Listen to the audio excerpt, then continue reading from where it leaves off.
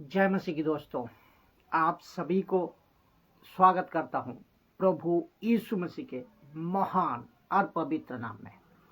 आज का जो विषय है अद्भुत बातें के साथ मैं आपके सामने रखने जा रहा हूं कि the day of the Lord, the day of the Lord, प्रभु का दिन, the day of the Lord कहाँ था, लिखा है कहाँ था यीशु वो 3 दिन तक second coming of Jesus Christ. हाँ दोस्तों, इस विषय पर आज बात होगी, the day of the Lord. तो आपको बता दूं, बाइबल के इतिहास को लिखते वक्त में एक बात पर बहुत जोर दिया गया था और वो जोर जो दिया गया था उस शब्द पर लिखा है प्रभु का दिन, the day of the Lord. तो बाइबल को लिखते वक्त में किसी ने और किस किस ने और कौन कौन लोग हैं, एक एक करको मैं आपके बीच में रखूंगा। और ये बात इम्पोर्टेंट क्यों है मैं आपके बीच में उसको भी रखूंगा। तो परमेश्वर फर्स्ट सेंचुरी से लेकर अभी तक, जिसको कहते हैं 21वीं सेंचुरी, अभी तक 21वीं सदी तक उस एक दिन का इंतजार कर रहा है। आपको और एक बार बता दूं, तो परमेश्वर फर्स्ट सेंचुरी से लेकर अभी तक, जिसको कहते हैं 21वीं सेंचुरी यानी कि 21वीं सदी तक, उस एक दिन का इंतजार कर रहा है, जिसको कहते हैं प्रभु का दिन, द डे ऑफ लॉर्ड, प्रभु का दिन। और जिस दिन प्रभु का दिन आएगा, लिखा है वो दिन पृथ्वी पर आखिरी दिन होगा।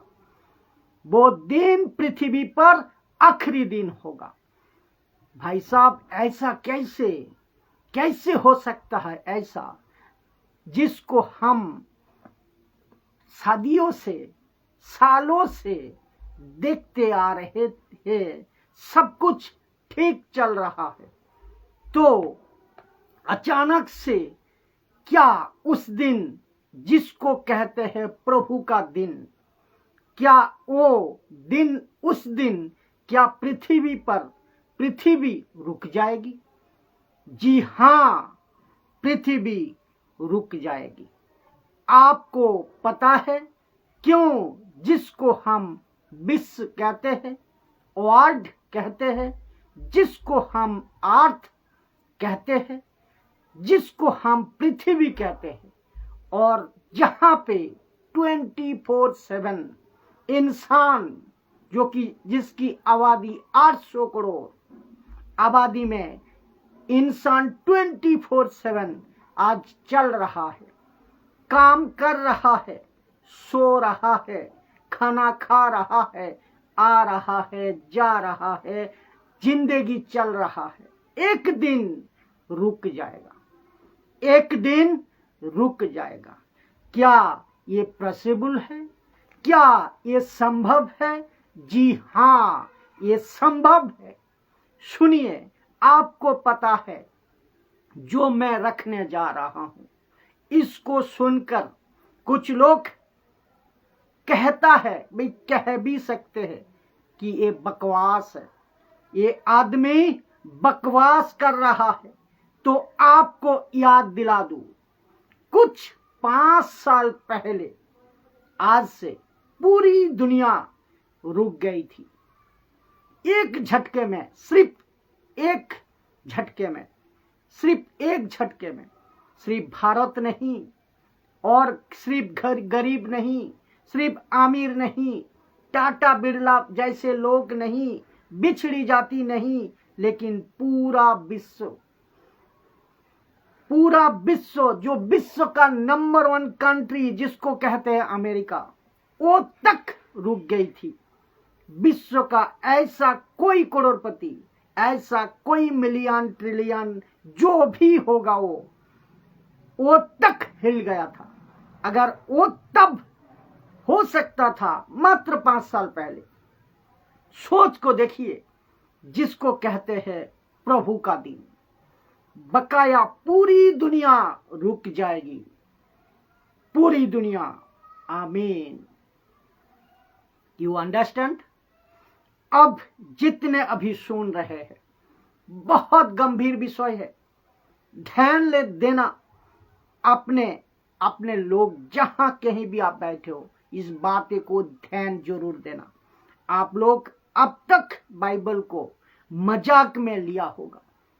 मेरी दावा है कि आज का प्रचार सुनने के बाद आप इस बाइबल को मजाक में नहीं ले पाओगे।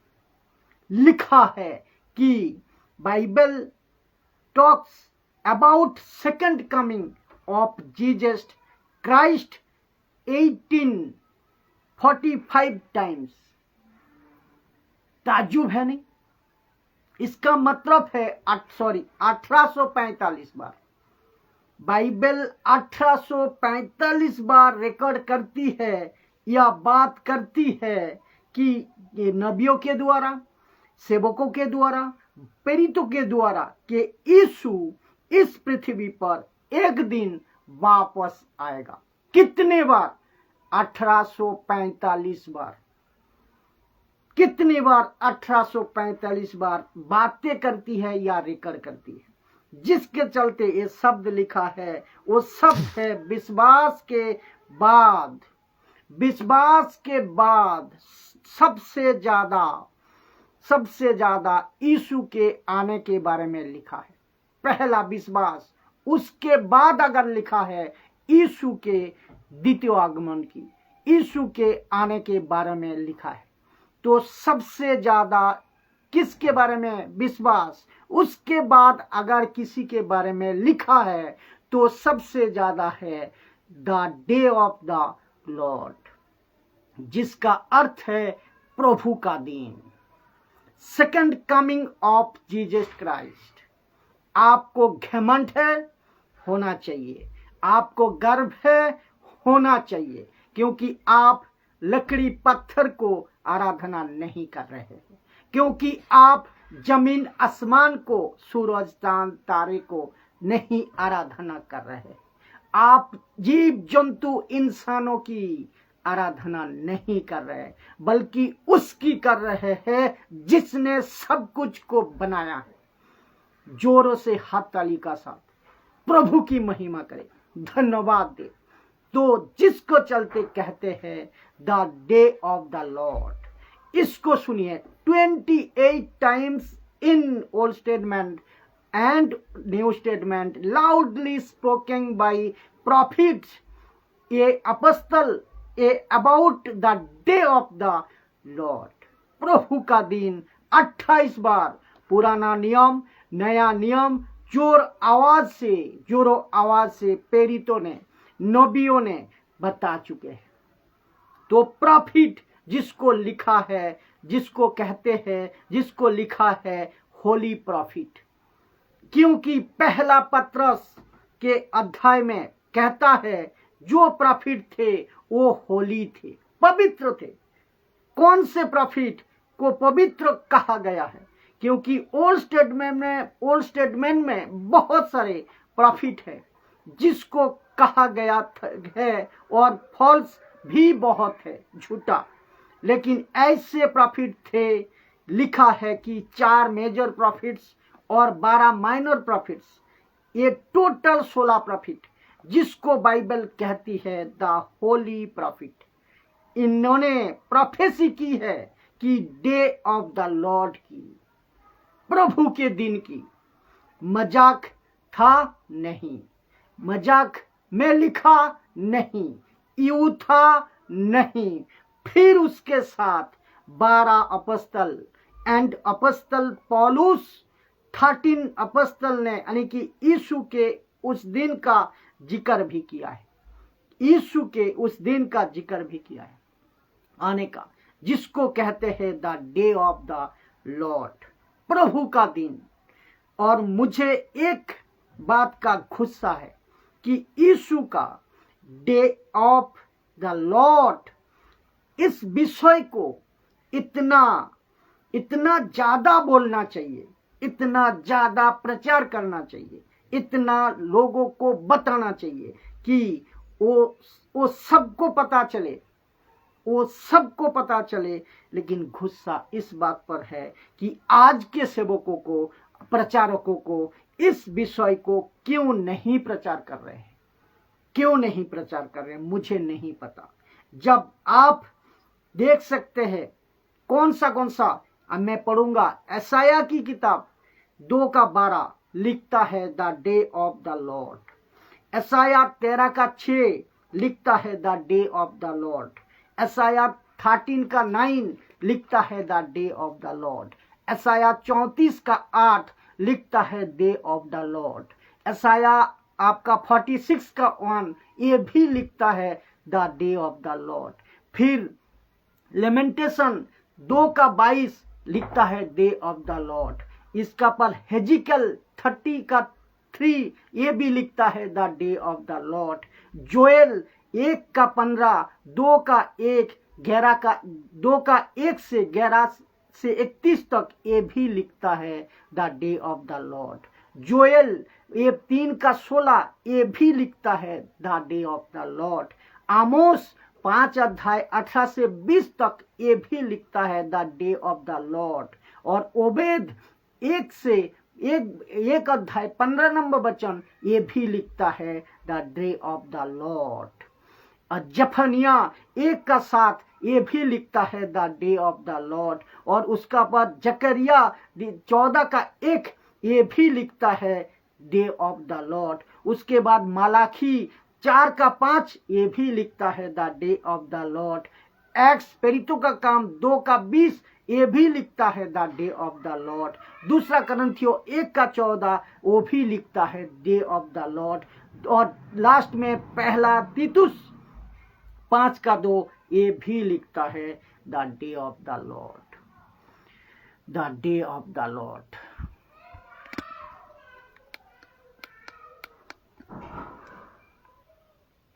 तो इतने सारे लोगों ने आपको जो बाइबल कहते हैं, आपका जो बाइबल कहते हैं, तो प्रभु का बाइबल, प्रभु का वचन, the day of the Lord, तो प्रभु का वचन, द वर्ड ऑफ गॉड, जिसको कहता है प्रभु का वचन,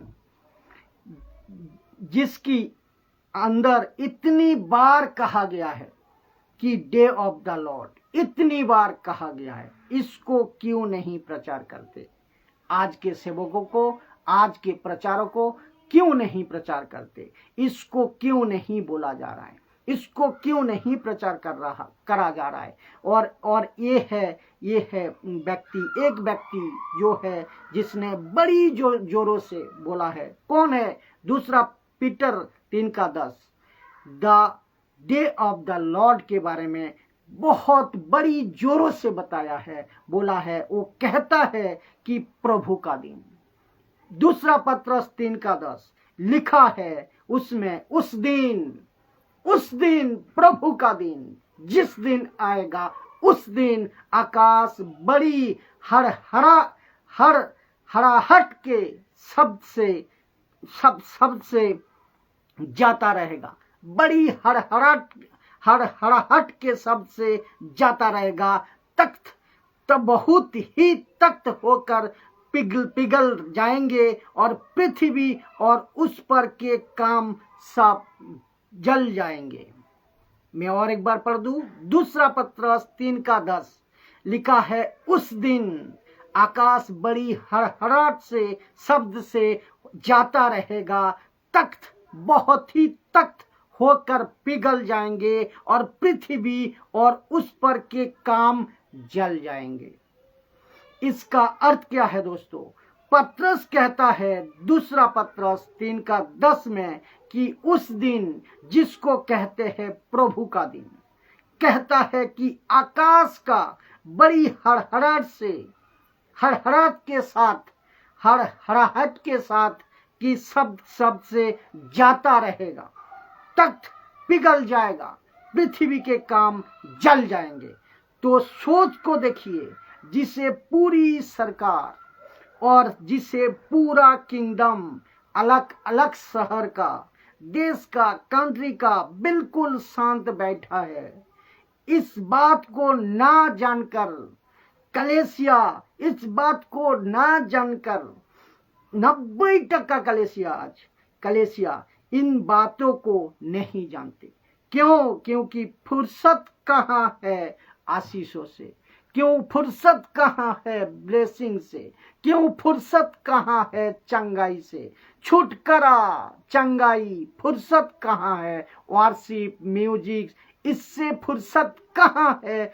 किसको फुर्सत की पड़ी है कि किसको इस विषय की बात करने की पड़ी है? उससे फुर्सत कहाँ है? ये सामने, इनके सामने ये दिखती नहीं। और यीशु के पास भी लोग आता है तब जब उसके लिए उसे कुछ मतलब हो, आशीष की मतलब हो, ब्लेसिंग की मतलब हो, चंगाई की मतलब हो। लेकिन कहता है बाइबल कि एक दिन ऐसा आएगा, आकाश बड़े जोरों से हिला दिया जाएगा। यहां तक ठीक है, आपको लग रहा है?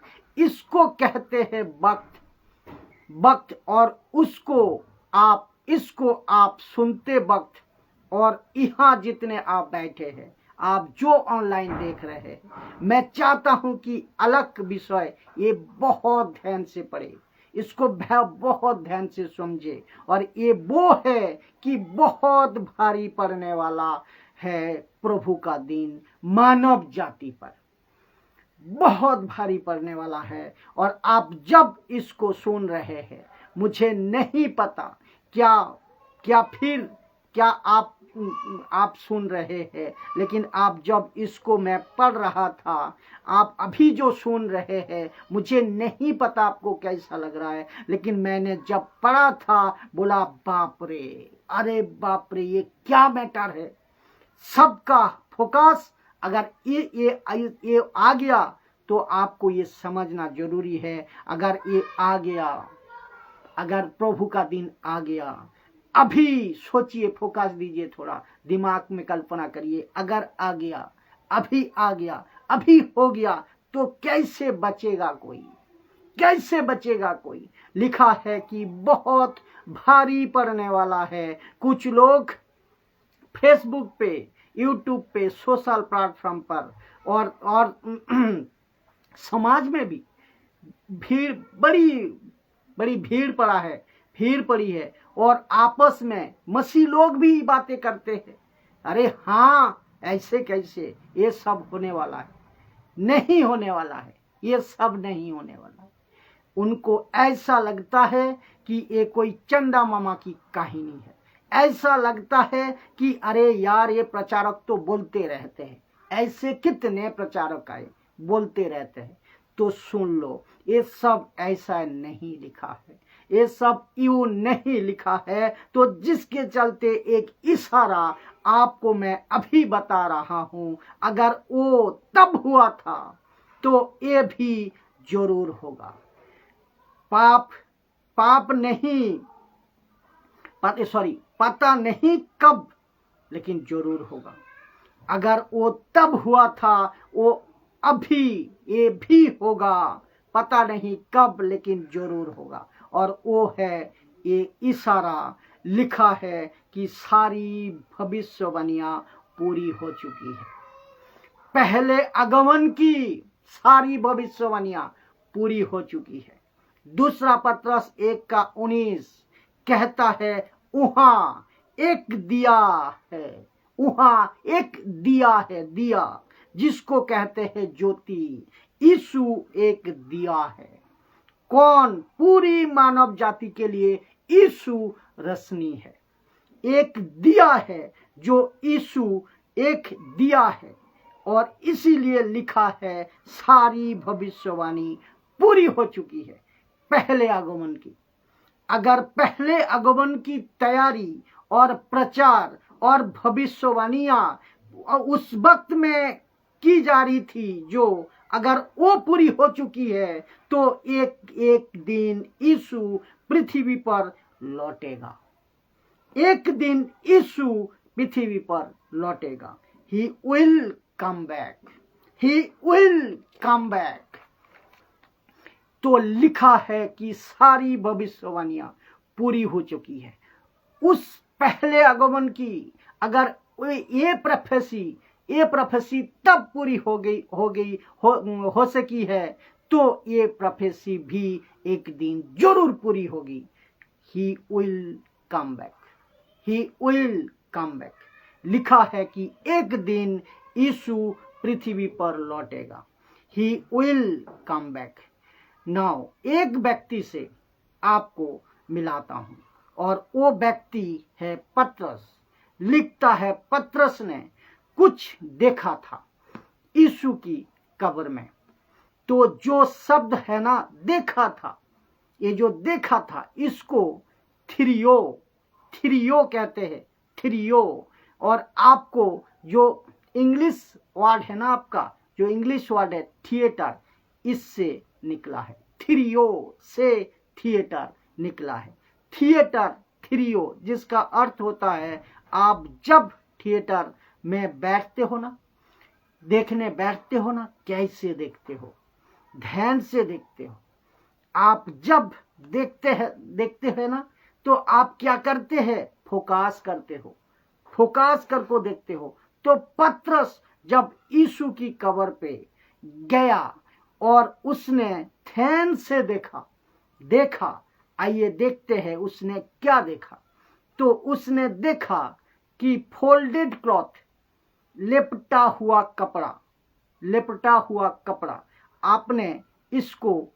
आपने कभी पढ़ा था? यीशु जब आज से 2025 साल पहले इस पृथ्वी पर जब उन्होंने कहा कि हे परमेश्वर, मेरा आत्मा तुझे सौंपता हूं। यीशु की डेड बॉडी को रखा गया था, कब्र में रखा गया था, दफनाया नहीं गया था। ध्यान देना, डेड बॉडी को रखा गया था, दफनाया नहीं गया था, बल्कि उनको रखा था किस, उसको जो है ना, क्या, गुफा के द्वार जिसके ऊपर पत्थर लुढ़का दिया जाता था, ठीक है ना, इसको रखा था। तो और जिस कपड़े पर खास करके जो कपड़ा उनके सर पे बंधा था, जो कपड़ा, लिखा है कि वो कब्र के पास लेपटा हुआ था। इंग्लिश में कहते हैं फोल्डेड क्लॉथ, जिसको लेपटा कर रखा था। और इसका अर्थ क्या है, इसको भी आपको समझना होगा। तो यूहन्ना की किताब 20 अध्याय 7 कहता है, वहां वो अंगोछा जो उसके सिर पर बांधा हुआ था, कपड़ों के साथ पड़ा हुआ नहीं, परंतु अलग एक जगह लिपटा हुआ देखा। इंग्लिश ट्रांसलेशन कहता है लिपटा हुआ कपड़ा। इसको अर्थ क्या है, कि इसका अर्थ है यीशु ने इसको क्यों लिपटा था और क्या कहा था कि मैं लौटूंगा, कहां से लौटूंगा।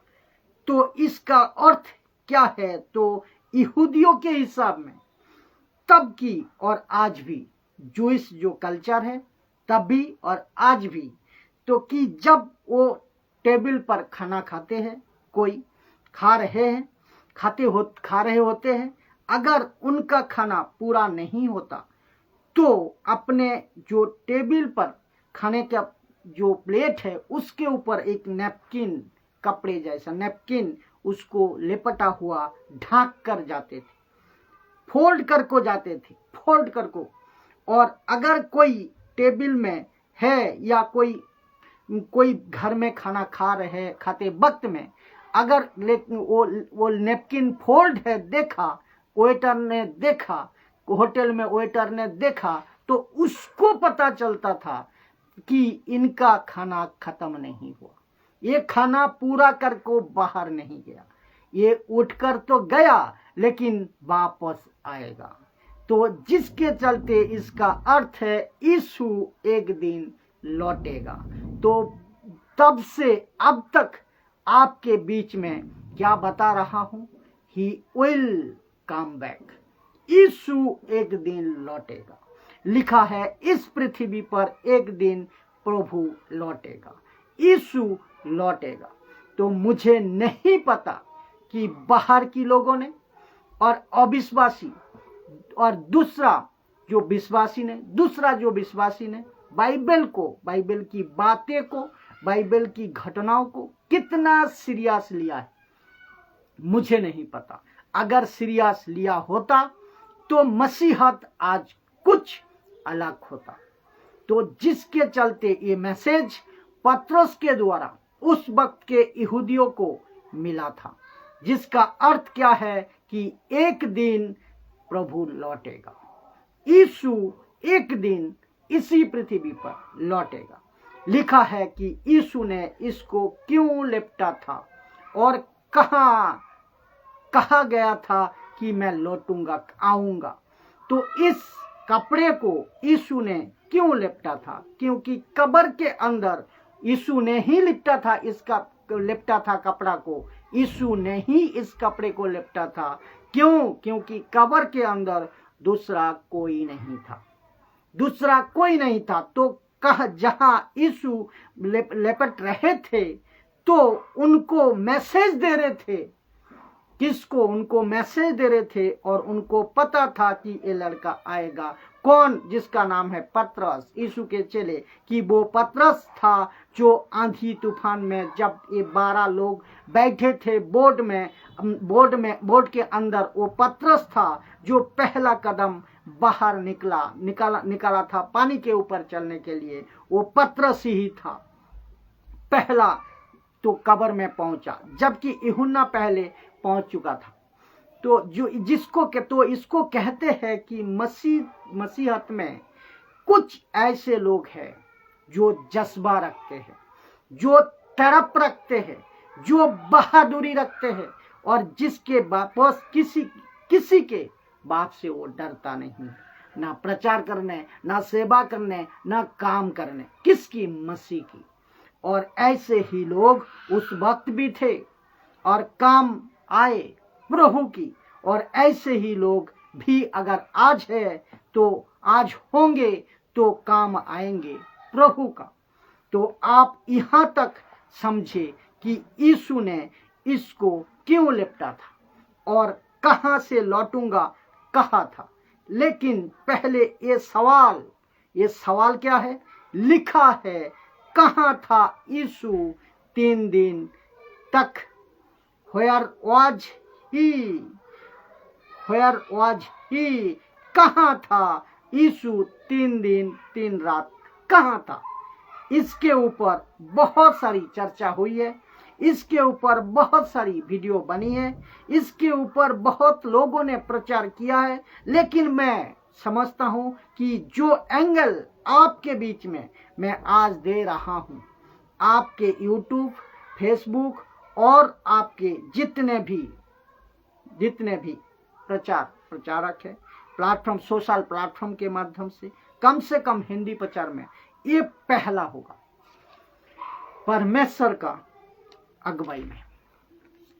तो कहां था यीशु 3 दिन तक? तो पतरस एक बहुत बड़ी बात खुलासा करता है। अब आप सभी जानते हैं कि पतरस वो था जो यीशु का पहला चेला था। दैट्स राइट, पतरस पहला चेला था। पतरस का पहला नाम था सिमोन, और नाम जो कि उसके पिता नाम दिया था। और सिमोन नाम का अर्थ होता है कि सुनना। उसके बाद जब यीशु की मुलाकात हुई और यीशु ने उसका नाम इरामिक में चेंज की, उसका नाम रखा गया क्या है? कैफा। और कैफा का अर्थ है ग्रीक में पेट्रोस। पेट्रोस, और इंग्लिश ट्रांसलेशन में पत्रस, पीटर, इंग्लिश में पीटर। तो जो पत्रस का मतलब है पत्थर, हिंदी में पत्थर, रॉक, और ये व्यक्ति वो रॉक था जिसके ऊपर यीशु ने कई बातों जिक्र किया है, जिसमें से पतरस मरने से पहले रोम के जेल में है। एक व्यक्ति था, एक एम्पियर था जिसका नाम था नीरो ने उस पतरस को मारवा डाला। नीरो ने, जो कि कौन सा 64 एडी में, 64 एडी में। तो पतरस को एक खुलासा मिलता है, और वो खुलासा है कि यीशु कहाँ था 3 दिन 3 रात। यीशु था 3 दिन 3 रात, जिसका नाम है हेडिस, ग्रीक वर्ड हेडिस, सिलोइंग ट्रांसलेशन है। तो हम अभी हेडिस पे जाएंगे, इसको हम क्लियर करेंगे। तो हेडिस के, लेकिन सिलो पे नहीं जाएंगे, हेडिस पे जाएंगे, हेडिस की बात करेंगे। नाउ लिखा है पहला पतरस 3 का 18 से 19 में एक अद्भुत प्रकाशन हुआ, एक अद्भुत खुलासा इस व्यक्ति को मिला था। किसको? पतरस को मिला था। आइए पढ़ते हैं, पहला पढ़ लेते हैं फिर समझाते हैं। पहला पतरस 3 का 18 लिखा है, इसीलिए कि मसीह ने भी अर्थात अधर्मियों के लिए धर्मी ने पापों के कारण एक बार दुख उठाया, ताकि हमें परमेश्वर के पास पहुंचाए। वो शरीर के भाव से तो घात किया गया है, पर आत्मा के भाव से जिलाया गया। आपको समझे, मसीह ने भी अर्थात अधर्मियों के लिए धर्मी ने पापों के कारण एक बार दुख उठाया, ताकि हमें परमेश्वर के पास पहुंचाए। वो शरीर के भाव से तो घात किया गया है, परंतु आत्मा के भाव से जिलाया गया। और यहाँ पे टोटल 3 बातें हैं। कौन सी बातें हैं? तो पहला है ताकि हमें परमेश्वर के पास पहुंचाए, ये पहला बात।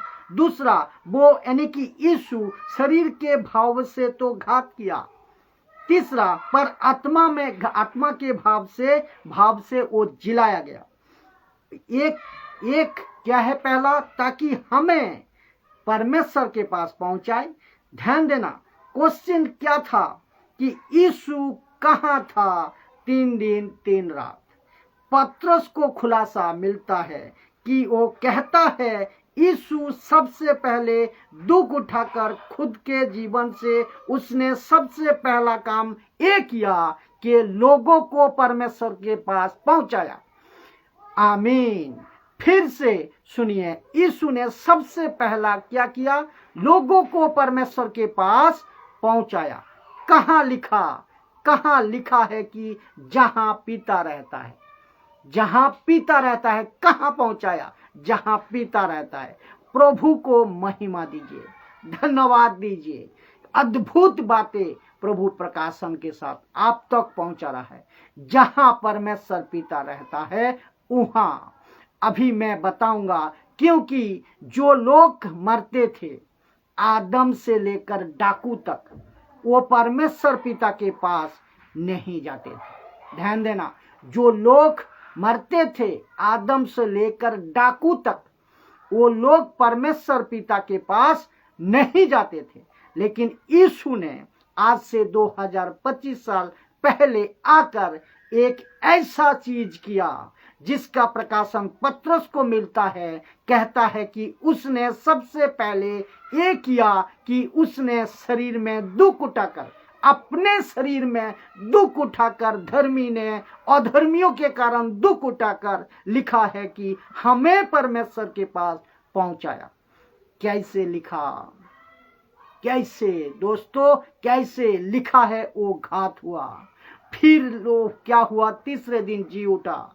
तो पहला पॉइंट क्या है, हमको और आपको आदम से लेकर डाकू के लोगों तक परमेश्वर के पास पहुंचाया। हमको और आपको आदम से लेकर डाकू तक के लोगों को परमेश्वर के पास पहुंचाया। बहुत बड़ी तेजी से एक हाथ ताली का साथ प्रभु की धन्यवाद दीजिए, महिमा दीजिए प्रभु की। बहुत बड़ी बात है ये परमेश्वर को धन्यवाद होनी चाहिए। तो जिसको कहते हैं, इसको सुनिए दूसरा करंथियों 5:19 लिखा है कि परमेश्वर ने मसीह में होकर अपने साथ संसार का मेल मिलाप कर लिया और उसके अपराधों का दोष उन पर नहीं लगाया। क्या अद्भुत बातें हैं दोस्तों। तो आदम से जो जेनरेशन फैली लाखों करोड़ों लोग डाकू तक, ये सब अभी परमेश्वर पिता के पास तक कभी नहीं पहुंच पाए क्योंकि मृत्यु ऐसी थी उनके लिए कि उनके लिए परफेक्ट एक ब्लड चाहिए थी, उनके लिए एक परफेक्ट एक ब्लड की जरूरत थी। आदम से लेकर डाकू तक जिसको परमेश्वर के पास पहुंचने के लिए एक परफेक्ट ब्लड की जरूरत थी, और वो ब्लड एक व्यक्ति ने अपने आप को देकर दे दिया। वो कौन? यीशु। तो आदम से डाकू तक परमेश्वर के पास पहुंचाने का काम किसने किया? यीशु ने किया। क्या अद्भुत बातें हैं दोस्तों। दूसरा पॉइंट, वो शरीर के भाव से तो घात किया गया था।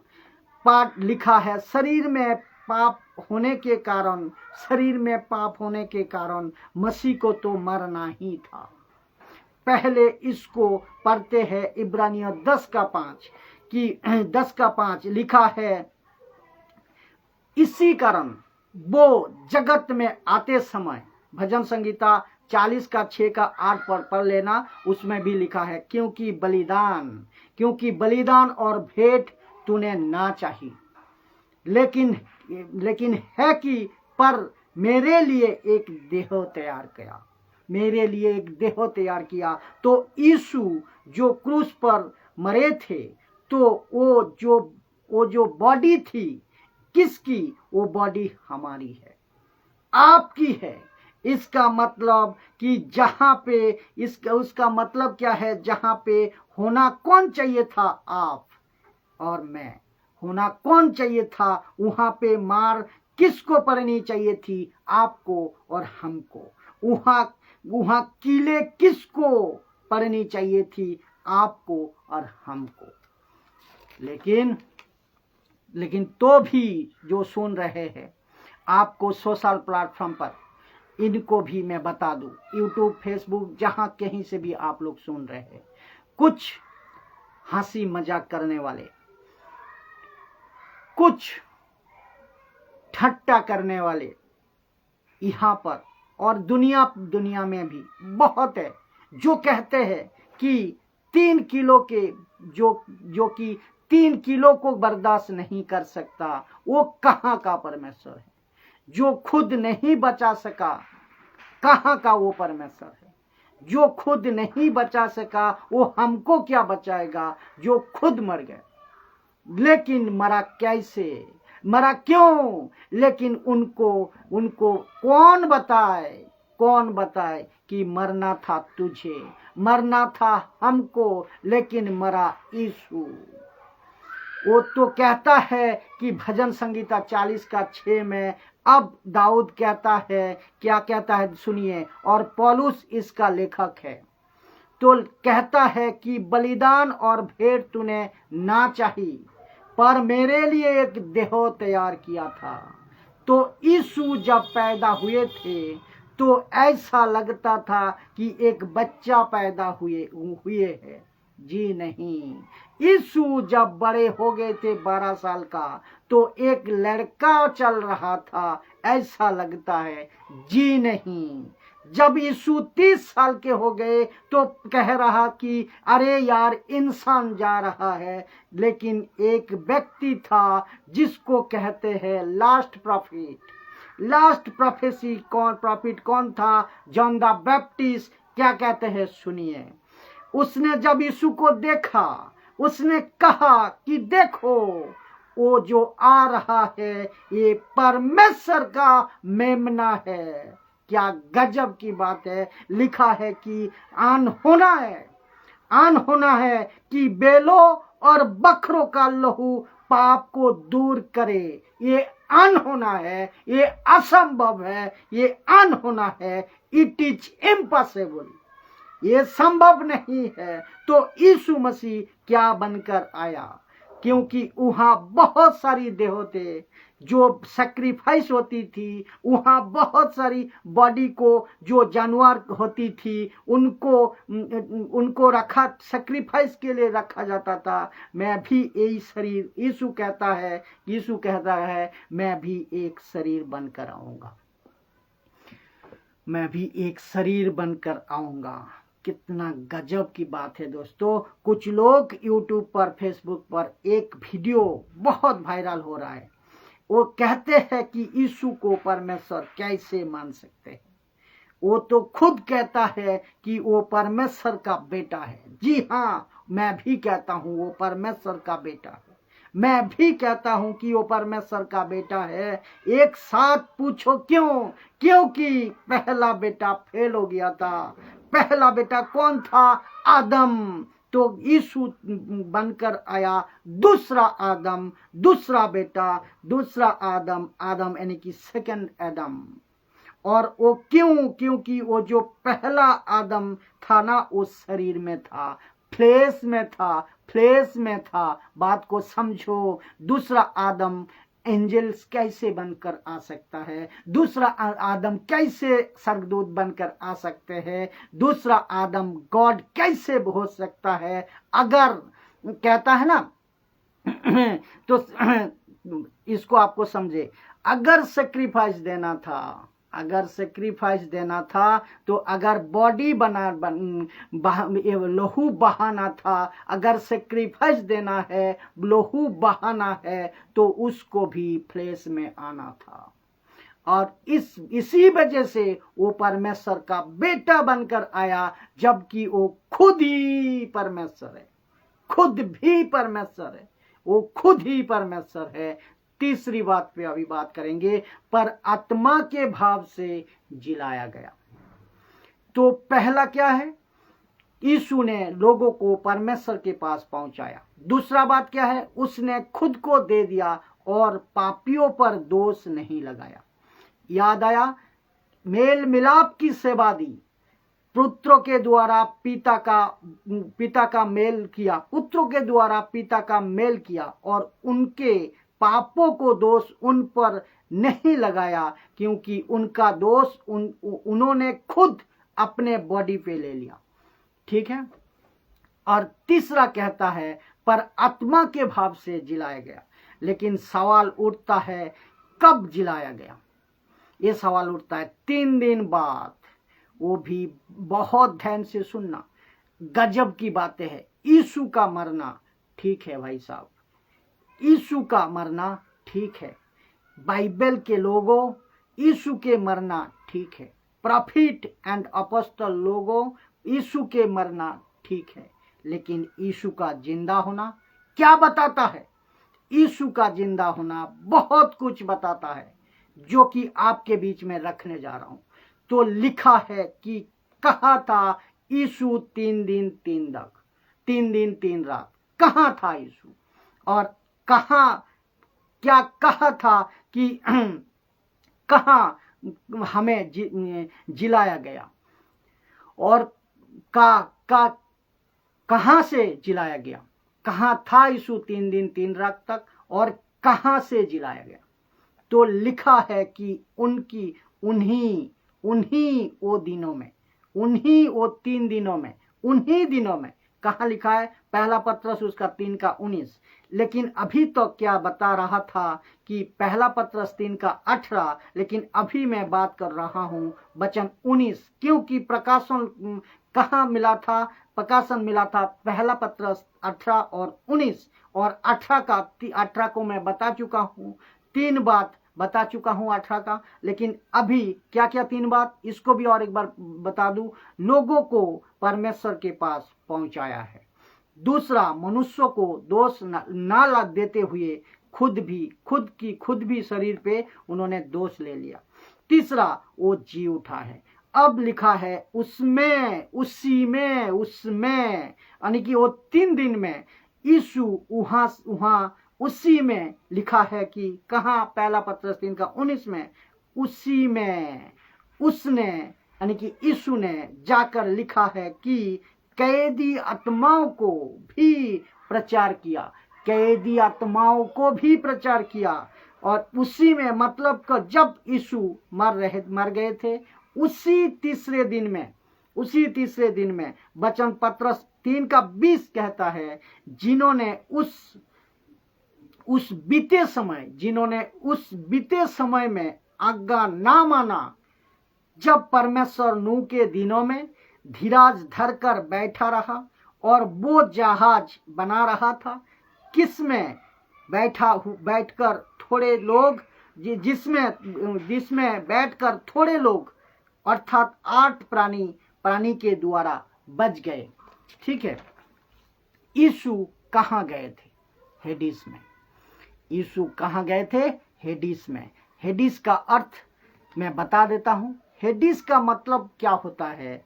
एक जगह पे जो मरी हुई आत्माएं होती है, उनको 2 डिपार्टमेंट में, अलग अलग डिपार्टमेंट में रखा जाता है, और जो 2 डिपार्टमेंट है आपके बीच में रखूंगा। हेडिस का मतलब है जो मरी हुई आत्माएं है, उनको कैद किया गया है। तो एक है नेगेटिव बेस पे, एक है पॉजिटिव बेस पे। ठीक है। तो लिखा है कि यीशु ने जाकर उसी में, मतलब जब वो मर रहे थे उसी तीसरे दिन में, तो भाई साहब किसी एक वचन से हम इसको कैसे ट्रैक्टिन बनाए? जी हाँ, ठीक सोचा आपने, ट्रैक्टिन नहीं बना सकते। तो जिसके चलते सपोर्टेड वचन में रख रहा हूं। कहाँ? इसको प्रूव करने के लिए इफिसियों 4:8 से 10, जो कि बिल्कुल हुबहू पौलुस को ये प्रकाशन मिला।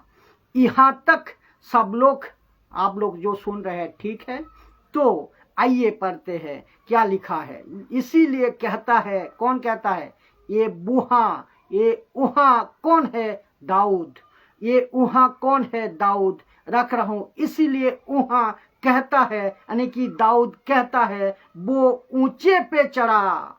ऊंचे पे मतलब क्या है? क्रूस पे चढ़ा। ऊंचे पे चढ़ा, बंदियों को बांध ले गया, मनुष्यों को दान दिए। वचन 9, उसके चढ़ने से और क्या पाया जाता है? केवल ये है कि वो पृथ्वी की निचली जगह में उतरा भी था। निचली जगह जो उतर गया, ये वही है जो सारे आकाश के ऊपर चढ़ गया और सब कुछ परिपूर्ण करे, ताकि सब कुछ परिपूर्ण करे। और कहाँ लिखा है? किसने कहा था कि ये स्टेटमेंट को, जिसको तीसरा गवाह मैं आपको बताऊं, क्योंकि कोई भी बात 2 या 3 के गवाह के बिना सिद्ध नहीं होती। तो तीसरा गवाह लिखा है भजन संगीता 18:28 में, 68:18 में, 68:18 पे लिखा है, तू ऊंचे पे चढ़ा, तू लोगों को बंधुआई में बांध ले गया, तूने मनुष्यों को परमेश्वर उनमें बास करे। लिखा है, तू ऊंचे पे चढ़ा, तू लोगों को बंधुआई में बांध ले गया, तूने मनुष्यों को वरना हटीले मनुष्यों को भी भेंट ली, जिससे यहाँ परमेश्वर उनमें बास करे। यहाँ यहोवा, यहाँ तुम में बास करे।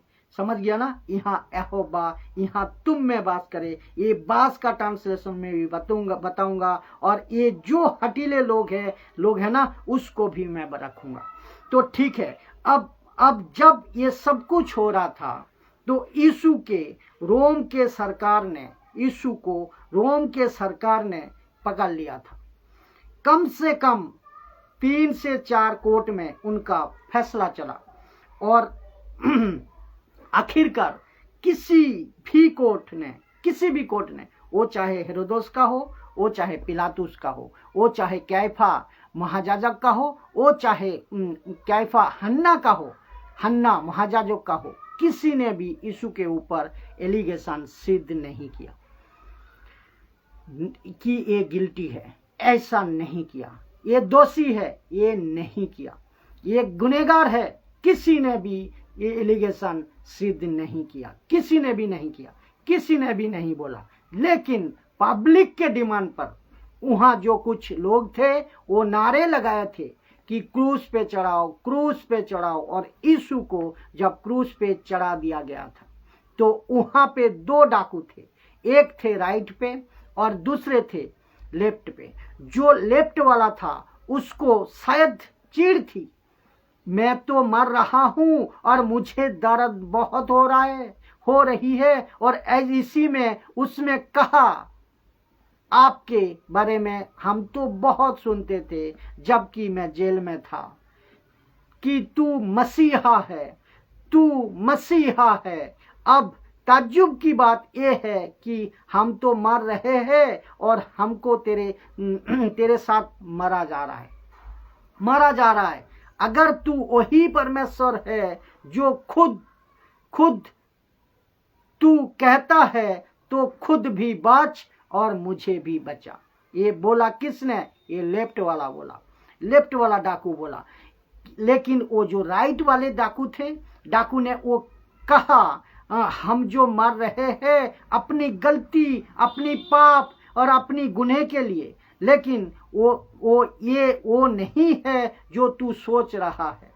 ये सच है, ये सच्चा है, ये परमेश्वर है, ध्यान से सुनना। ये सच्चा है, ये परमेश्वर है, ये ध्यान से सुनना। और उस डाकू ने यीशु पर वही विश्वास किया। उसने एक शब्द कहा, अगर वही सच है, अगर तू वही है, मैं वहां नहीं, मैं यहाँ बचने की बात नहीं कर रहा हूँ, मैं वहां बचने की बात कर रहा हूँ। लेकिन मुझे जरूरत है बात करने की वहां की।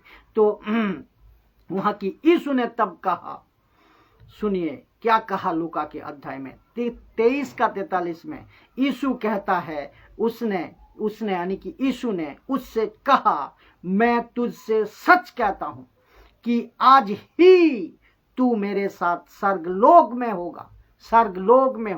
ध्यान देना कि आज ही, उसी में यानी कि मृत्यु के दिन में यीशु ने कहा, आज ही तू मेरे साथ स्वर्गलोक में होगा। जोर से तालियों का साथ प्रभु की महिमा करे, धन्यवाद करे प्रभु की। आज ही तू मेरे साथ, तू स्वर्गलोक में होगा।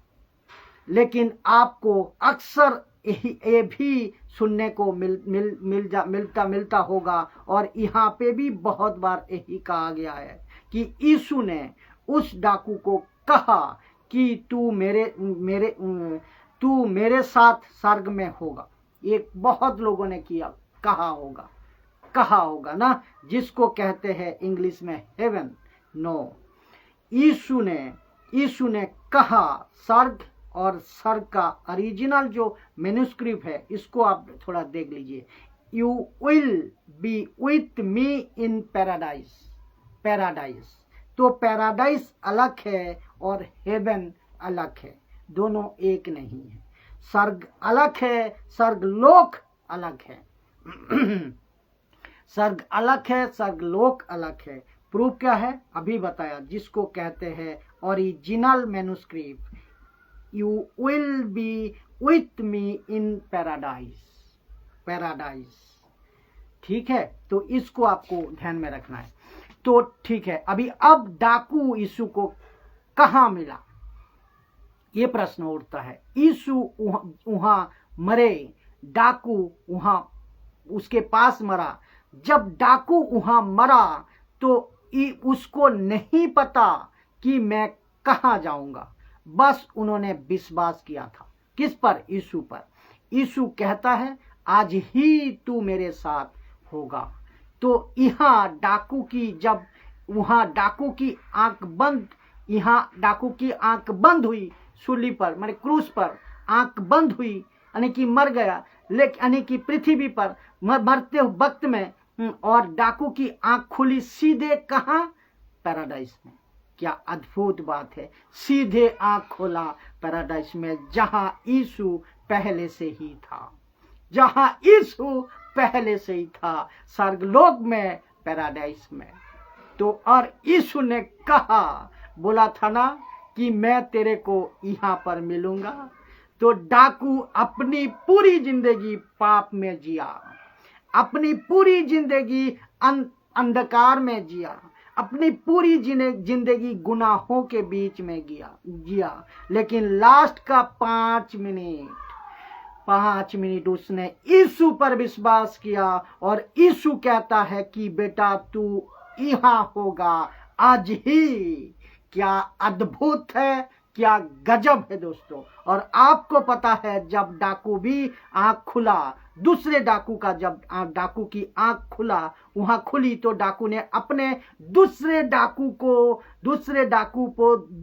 दूसरे जगह पर देखा, बोला अरे भाई, और वहां वो कितना पछता रहा होगा, कितना अफसोस कर रहा होगा, जो मैं अभी में रखूंगा। तो सोच को देखिए, वो वहां कितना पछता रहा होगा कि 5 मिनट की तो बात थी, मैं अगर यीशु को स्वीकार कर लेते तो दूसरा जाएगा नहीं रहता, तो इनका निकल पड़ी और मेरी निकल गई 5 मिनट के लिए। तो ऐसा होता है ना, हम जब सुनाते हैं कोई सुनता है, कोई नहीं सुनता है। हम जब प्रचार करते हैं कोई सुनते हैं, कोई नहीं सुनते हैं। जो सुनता है ना, सुनता नहीं है, 5 मिनट के बाद हादसा होता है, और जो सुनता है वो परमेश्वर के पास होता है। अब वो बोलता भी है, अरे यार मैं बच गया। अपने कभी लाक को समझा है? लाक जिसको कहता है, गुड लक का नाम सुना है? तो इससे बेहतर मेरे दिमाग में जो आ रही, इससे बेहतर लाक क्या हो सकता है दोस्तों? आप कहते हैं ना, मुझे लाक मिला है, मुझे गोल्ड मिला है, मुझे लॉटरी मिला है। मैं समझता हूं इससे बेहतर लाख और क्या हो सकता है दोस्तों। यार इसको समझो, इससे बड़ा लॉटरी क्या हो सकता है ये बताइए। हाँ, हम लाख को नहीं मानते, और इसीलिए ये बात को बोलना जरूरत है कि हम लाख को नहीं मानते। सीधी बात है, अगर ऐसा छोड़ दिया तो विचित्र प्राणी है, इसके ऊपर भी वीडियो बनाएंगे। तो डाकू यहाँ पाया गया, सब जब उसकी आंख खुली, कहाँ पे? स्वर्ग में। तो मैंने आपसे क्या कहा था कि आदम से लेकर हवा से लेकर डाकू तक, उस वक्त में लोग जो मरते थे वो कहाँ जाते थे? स्वर्गलोक में, पैराडाइस में। तो आदम और हवा, उसके दोनों पुत्र, हम उसको पैराडाइस में देख सकते हैं, क्योंकि बाद में उसने माफी मांगी होगी जिसने कत्ल किया, ठीक है। और इन सभी को यहाँ देख सकते हैं, हानोक को, नूह को स्वर्गलोक में देख सकते हैं, पैराडाइस में देख सकते हैं। तो अब्राहम को, इसहाक को स्वर्गलोक में देख सकते हैं, यानी कि उस वक्त के वहां होंगे।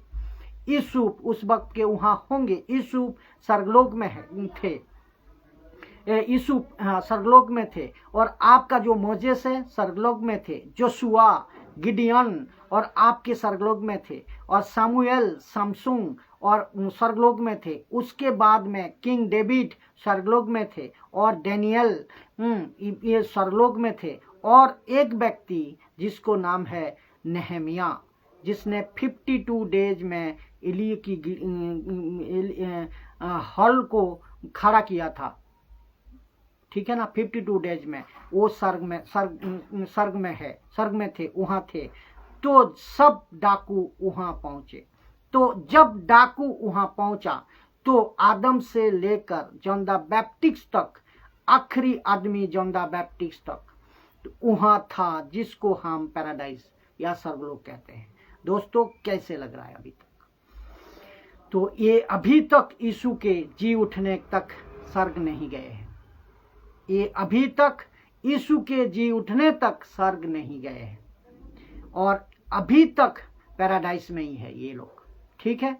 ये अभी तक यीशु के जी उठने तक स्वर्गलोक में नहीं गए, ये अभी तक पैराडाइस में है, स्वर्ग में नहीं गए, पैराडाइस में है। नाउ इसको सुनिए, मत्ती 27 का 50 से 54 तक क्या कहते हैं, मैं आपको बताता हूं क्या लिखा है कि तब यीशु ने फिर बड़े शब्दों से चिल्लाकर प्राण छोड़ दिए, मतलब वो देहों में मर गए। और जैसे ही वो मरे क्या हुआ पता है? वहां पर सुनिए वचन 51, देखो मंदिर का पर्दा ऊपर से नीचे तक फाटकर 2 टुकड़े हो गए। मंदिर का पर्दा को फाड़ने के लिए पहला मंदिर का दरवाजा आता है, बीच में आता है, और मंदिर का दरवाजा इतना हैवी है, कम से कम 10-12 लोग लगते हैं उस दरवाजा को खोलने के लिए। लेकिन दरवाजा ऑटोमेटिकली खुल गया और पर्दा ऊपर से लेकर नीचे तक फट गया। और ये सब चमत्कार के रूप में देखा जा रहा था वहां पर। आप लोग नहीं समझ रहे बात को? यीशु साधारण था। सोच को देखिए, लिखा है कि मंदिर का पर्दा ऊपर से नीचे तक फाटकर 2 टुकड़े हो गए, धरती ढोल गई, चट्टानें धड़क गई, वचन 52 कहता है, और कब्रें खुल गई और सोए हुए पवित्र लोगों की बहुत सारी सब जी उठी। कब? जब वो यीशु मरा तब। और जैसे ही मरा तो जो स्वर्गलोक में थे, जिसको कहते हैं पैराडाइस में, वहां के मुर्दे जी उठा। पवित्र लोग, वहां के मुर्दे को पवित्र लोग जी उठे, उनकी लाशें जिंदा हो गई। क्या ये चमत्कार है? जी हाँ, चमत्कार है। ताज्जुब है? जी हाँ, ताज्जुब है। ये पाव किलो का दिमाग ये बात को हजम कर सकता है, समझ सकता है? नहीं समझ सकता जी, नहीं समझ सकता। तो लिखा है चट्टानें धड़क गई और धरती ढोल गई और कब्रें खुल गई और जो पवित्र लोग थे जिंदा हो गए। यहां तक ठीक है आपको? इसको कहते हैं फर्स्ट पार्ट जब यीशु मरा, ये हो गया फर्स्ट पार्ट। लेकिन अभी सेकंड पार्ट, इसको मैं सुनाकर समाप्ति पर आऊंगा। शायद किसी ने गौर किया हो सेकंड पार्ट की वचन 53 में लिखा है कि हुआ क्या। देखिए क्या हुआ, आइए सुनते हैं। लिखा है 53 में, वचन 53 में, उसके जी उठने के बाद लिखा है, जब वो मरा तो मुर्दे जिंदे हुए, लेकिन जब वो जी उठा तो लिखा है कि वे ओल्ड स्टेटमेंट की बात में लिखा है कि निकाल कर अगर पढ़ोगे तो ओल्ड स्टेटमेंट की बात हो रही है इसमें। जब वो जी उठा तो लिखा है कि वो, एक सेकंड, हाँ, कब्रों में से जब जी उठा, कब्रों में से निकालकर पवित्र नगर में गए और बहुतों को दिखाई दिए, 1 को नहीं, 2 को नहीं, बहुतों को दिखाई दिए। वचन 54, तब सूबेदार और जो उसके साथ यीशु का पहरा दे रहे थे, भूकंप हुआ और जो कुछ हुआ था देखकर अत्यंत डर गए और कहा, सचमुच ये परमेश्वर का पुत्र है। ये सचमुच ये परमेश्वर का पुत्र था। ये कौन से सूबेदार थे जो यीशु के कब्र पर 3 दिन तक पहरा दे रहे थे? तो अचानक देखा कि भूकंप फिर हुआ, फिर भूकंप हुआ, जब मरा था तब भूकंप हुआ, और जब जी उठा तब भूकंप हुआ, तभी धरती हिली। और इसका मतलब पहले भी मुर्दा जिंदे हुए, और 3 दिन पहले मुर्दा जिंदे हुए, और यीशु जब जी उठा है और अपने साथ और भी मुर्दे को जिंदा करके लाए। क्या अद्भुत है दोस्तों, क्या गजब है इस बात। अभी तक क्या पता था, जब यीशु मरा तब मुर्दे जिंदा हुए, लेकिन अब दिमाग से अगर ठीक से पढ़ते हैं समझ आएगा। तो यीशु जब जी उठा तो भी मुर्दा जिंदे हुए। इसको सुनिए दोस्तों, Matthew 27:53 in new international version, Matthew 27:53 new international version में क्या लिखा है देखिए। They came out of the tombs after Jesus' resurrection and went into the holy city and appeared to many people। कईयों को दिखाई दिए, कईयों को दिखाई दिए। आप बताइए तो ये पैराडाइस में हो क्या रहा है, हो क्या रहा है। यीशु जाता है, डाकू को भी बाहर निकालता है, डाकू से भी कहता है तू भी चलेगा, और आदम से लेकर डाकू तक जितने हैं उन सबको जिंदा करता है। तो लिखा है कि जब यीशु मरा तो लोग जी उठे, और जब यीशु जी उठा तो भी लोग जी उठा। ये है परमेश्वर हमारा, ये है दुनिया का परमेश्वर। यहाँ पर जितने भी देख रहे हैं, जोरों से मैं सभी को बता दूं कि परमेश्वर की महिमा करे। आपको भी मैं बता दूं, ऐसा है हमारा परमेश्वर। जय मसीह दोस्तों, जय मसीह।